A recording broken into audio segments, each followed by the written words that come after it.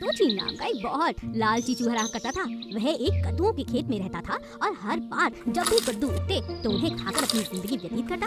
लेकिन वो हमेशा अकेले ही खाया पिया करता था, कभी किसी के साथ बांट कर नहीं खाता था। उसके इस व्यवहार से उसके बाकी दोस्त बहुत परेशान थे। एक दिन उसके दोस्त ने कहा, ए तोची, जरा हमें भी थोड़ा कद्दू खिला दो, हमें इतने समय से बहुत भूख लग रही है।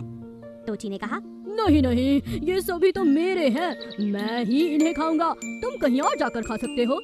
एक कौवा आया और तोची के साथ कद्दू खाने लगा। ए, क्या कर रहे हो? तुम्हें पता नहीं ये मेरा कद्दू है और इन्हें सिर्फ मैं ही खाऊंगा।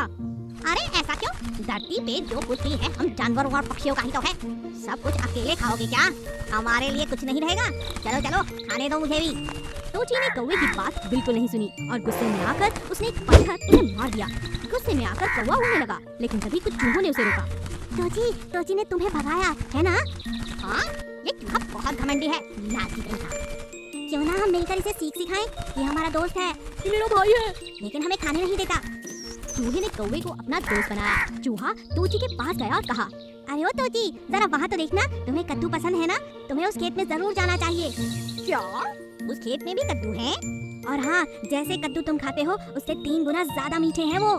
तोची लालच में आया और चूहे की बात सुन दूसरे खेत में चला गया। उस खेत का मालिक बहुत ज्यादा सख्त था। तभी अचानक कौवा वहाँ पहुँचा और जोर जोर से चिल्लाकर मालिक को अपनी तरफ खींच लिया।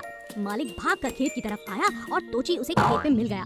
मालिक ने उसे भगा दिया। दूसरी तरफ चूहा और कौवा यह सब मजे से देख रहे। कौवे और चूहे ने तोची के सारे कद्दू खाकर मजे ले रहे थे। वापस आकर जब तोची ने यह देखा, ये मेरे कद्दू हैं, तुमने मुझे धोखा दिया है, अब ये तुम्हारे नहीं हैं, अब हुए हमारे। अपने लालच के चक्कर में तुम दूसरे खेत में जो चले गए थे, पछताना पड़ा ना। तोची को अपने किए का सबक मिला और उसके बाद वो अपने खेत को छोड़कर कभी नहीं गया और अब उसे भी सबके साथ मिल बांट कर खाने में मजा आने लगा। एक बड़े से अमरूद के पेड़ पर गौरैया चिड़िया अपने अंडों के साथ रहती थी। एक एक करके चिड़िया के अंडे बाहर आने लगे। चिड़िया यह देखकर बहुत खुश थी। उसके प्यारे प्यारे चूजे उसे और प्यारे लगते थे।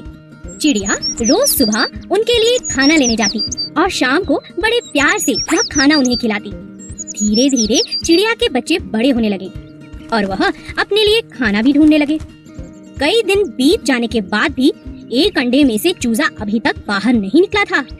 चिड़िया को इस बात से बहुत चिंता होने लगी और वह कोयल के पास मदद के लिए गई। बहन कोयल, बहुत दिनों से मेरे अंडे बाहर आ चुके हैं, लेकिन उनमें से एक अंडे में से चूजा बाहर नहीं आया। मैं क्या करूं? मुझे बहुत चिंता हो रही है। ऐसा तो मैंने भी कभी नहीं देखा।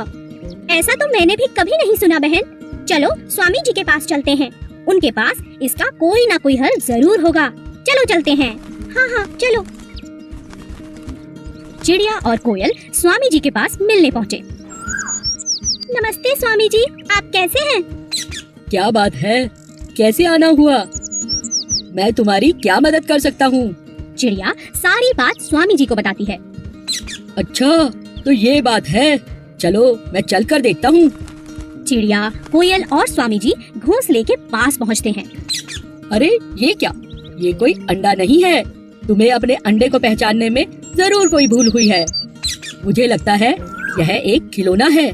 मैंने कई बार गांव के बच्चों को इससे खेलते हुए देखा है।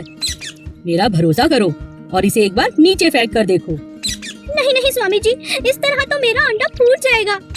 नहीं नहीं चिड़िया रानी, मेरा भरोसा रखो, ये एक खिलौना ही है। चिड़िया ने दिल पर पत्थर रखकर स्वामी जी की बात को मान लिया। स्वामी ने अंडे को लिया और जमीन पर जोर से फेंका। अंडा फूटा नहीं, बल्कि वह टप्पा खाने लगा जैसे कोई गेंद हो।